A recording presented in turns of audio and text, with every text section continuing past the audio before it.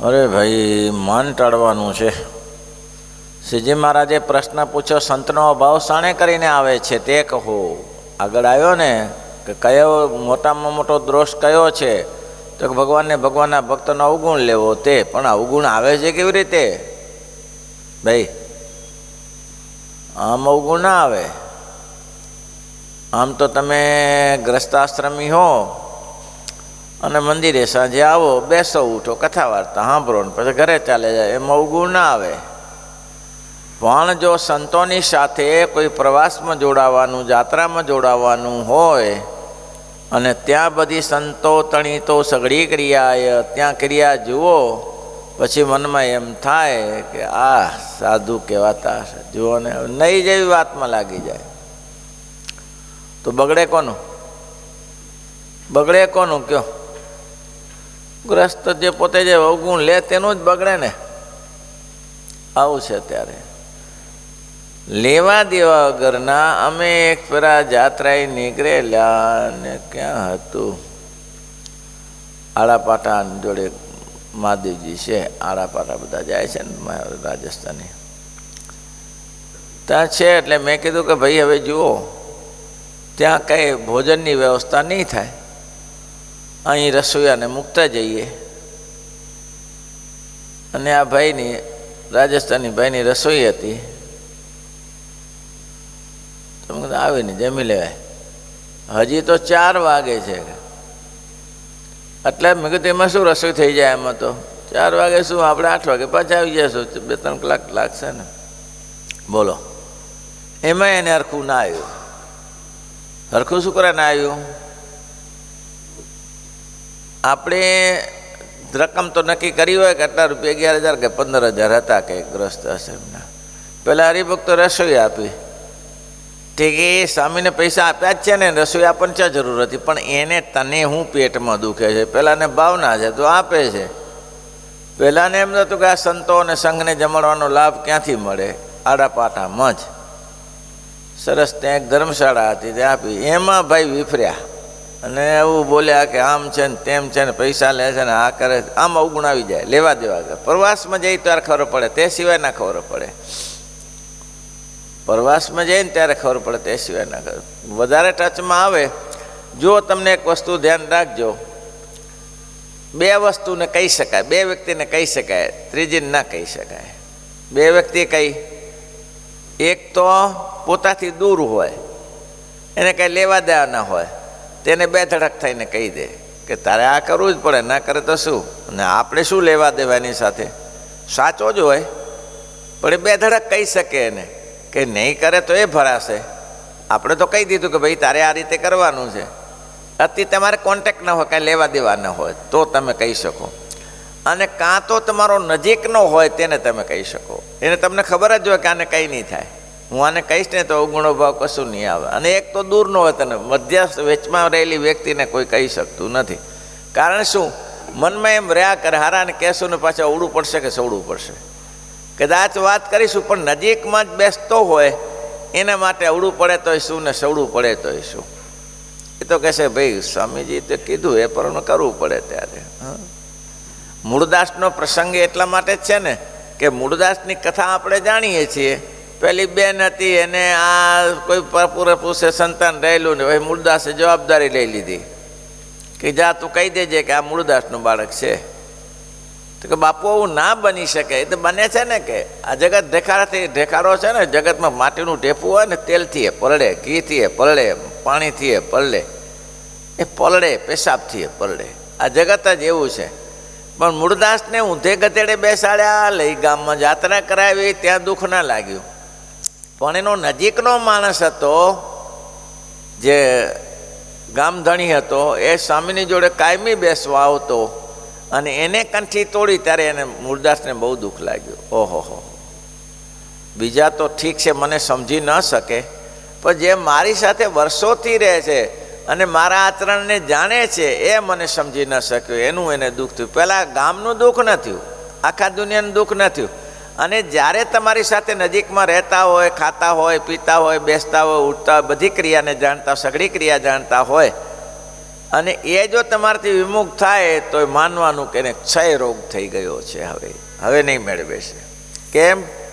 સારામાં ખોટું દેખાણું. ખોટામાં તો ખોટું દેખાય એને પહોંચી વળીએ, પણ જે સારામાં સારી વસ્તુ છે એને ખોટું દેખાય તો કેવી રીતે પહોંચી વળે? ના પહોંચી વળાય કોઈ રીતે. એટલે મહારાજે કીધું માન આવે છે શેના કારણે? અવગુણ આવે છે. જે એને કીધું ને કે સંતનો અભાવ શાણે કરીને આવે છે તે કહો. કેમ અભાવ આવે છે? સાધુ તો સાધુ જ છે, જીવનું કલ્યાણ કરવા માટે બેઠા છે, તેનો અભાવ શુક્ર આપે. જો મહિમા સમજો તો અભાવ ના આવે. રણછોડ ભગત કડિયા કામ કરતા હતા જુનાગઢમાં. એકાદશીનો દિવસ હતો. રણછોડ ભગતનો તો કાયમી નિયમ હતો, એકાદશીનો નકોરડો કરતા. હવે સ્વામીને કામ લેવાનું હતું 8-10 વાગ્યા સુધી, એટલે હવે ચૂરમાના 2 લાડુ લઈને આવ્યા એકાદશીના દિવસે.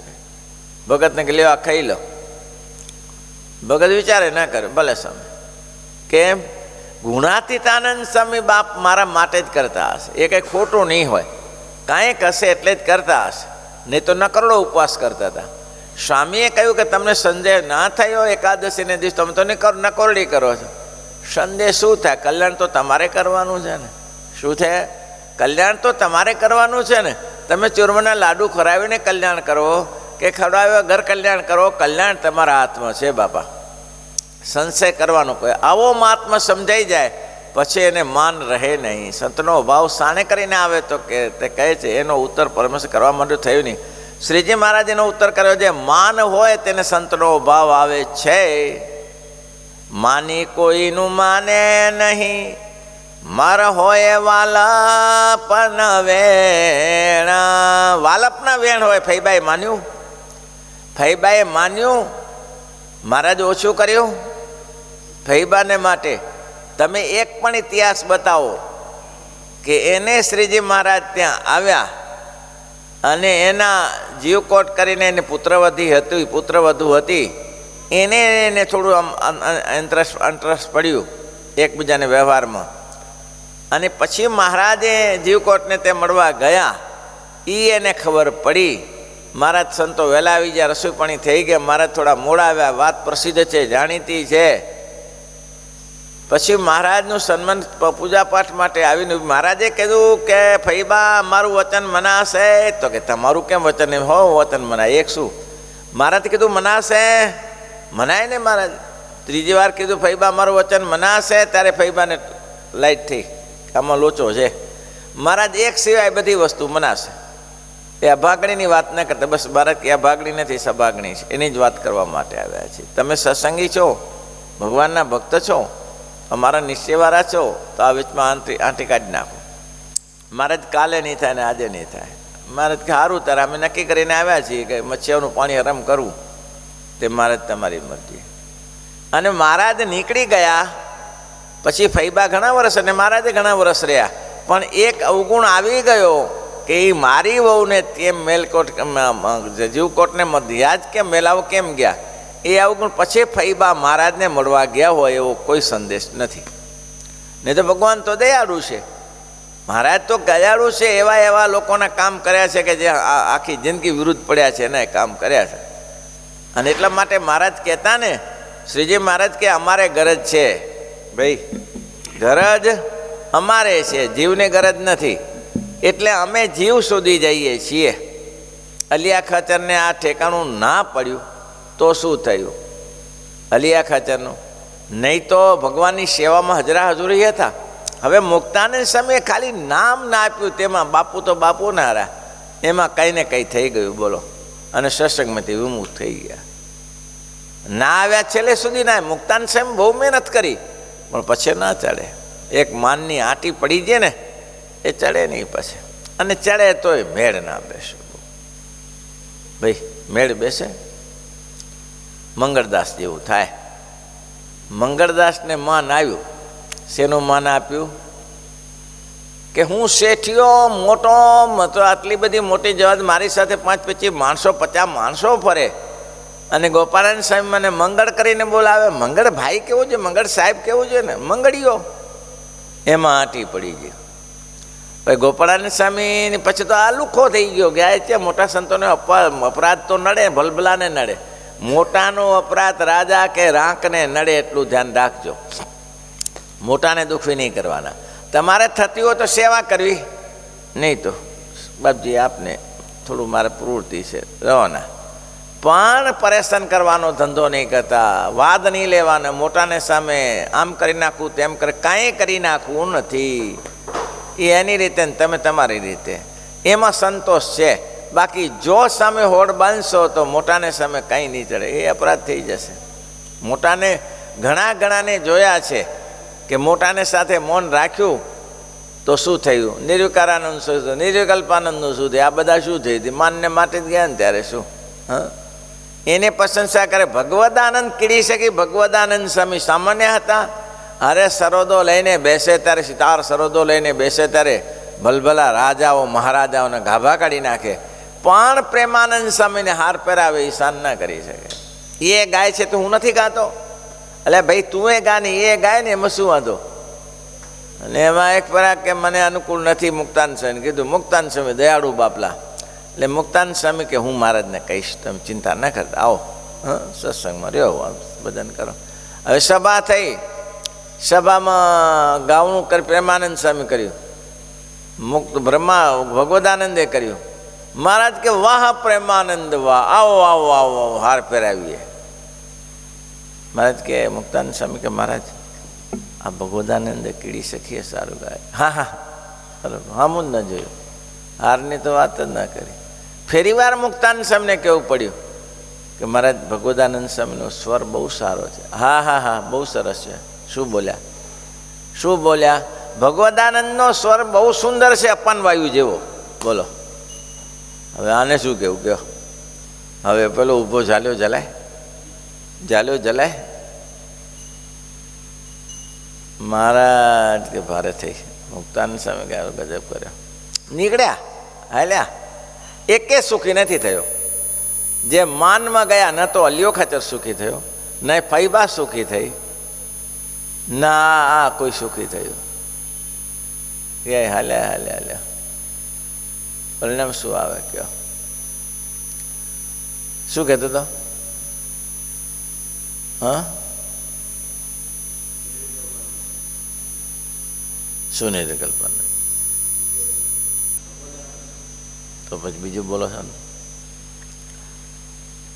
ભગવદાનંદ સ્વામી પછી ગયા. સામે નિત્યાનંદ સ્વામી મળ્યા.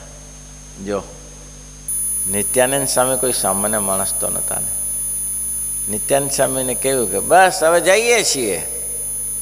અરે ક્યાં જશો?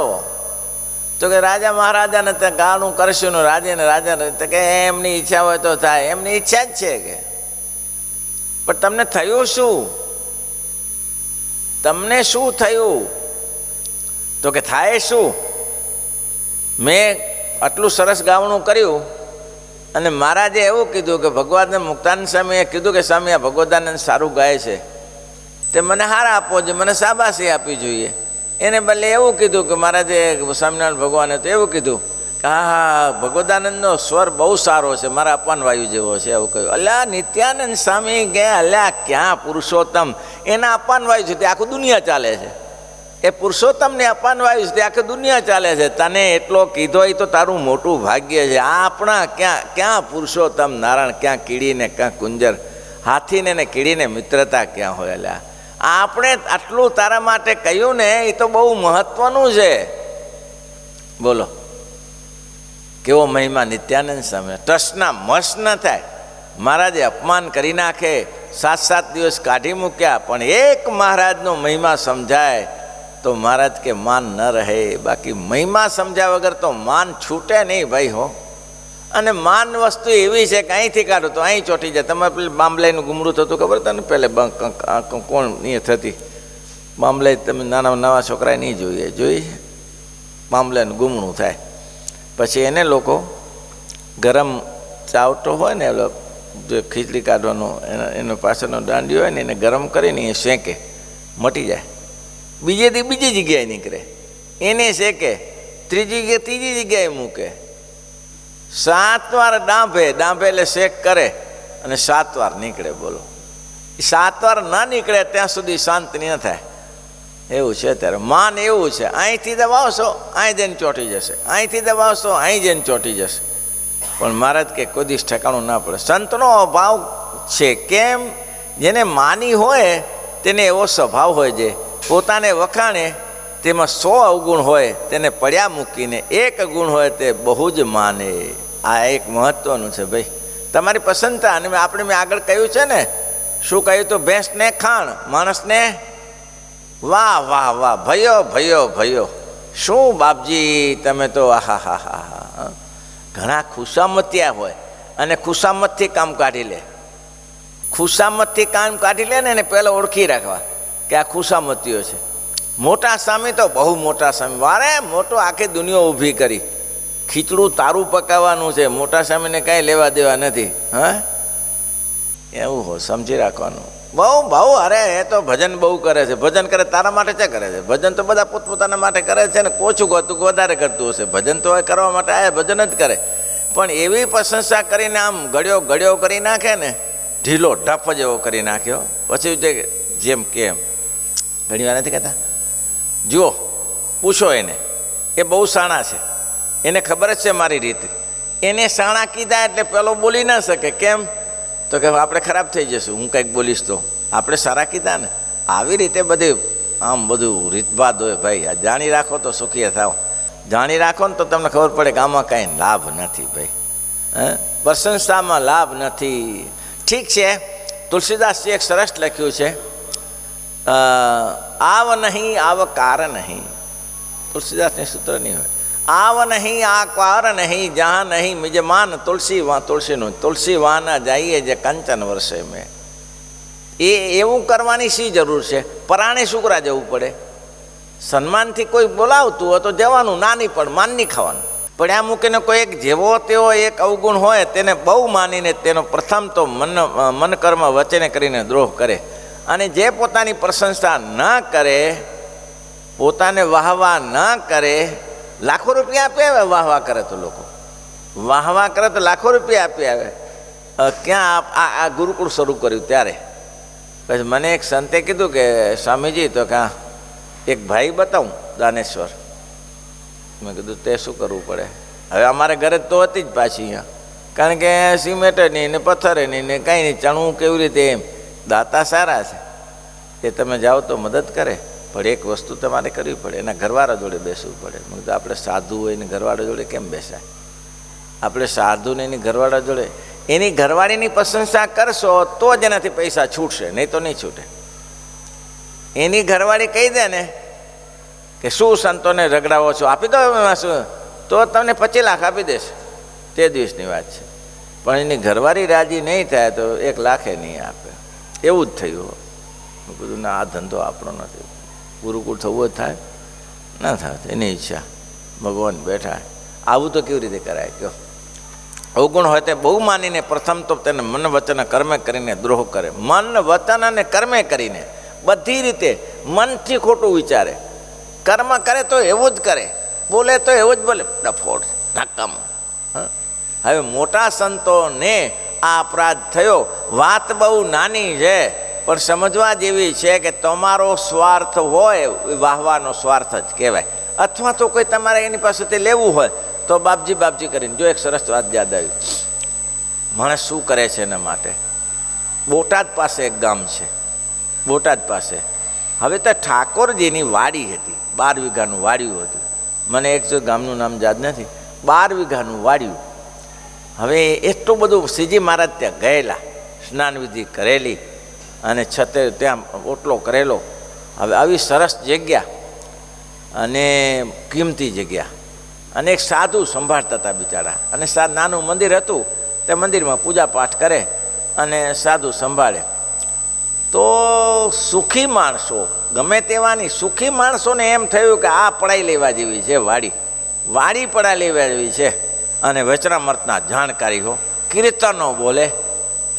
10-15 જણા ગયા સ્વામી જોડે. સ્વામી જય સ્વામિનારાયણ, જય સ્વામિનારાયણ. સ્વામી કે આવો આવો, બેસો બેસો, અમારે અઠવાડિયું રોકાવાનું છે.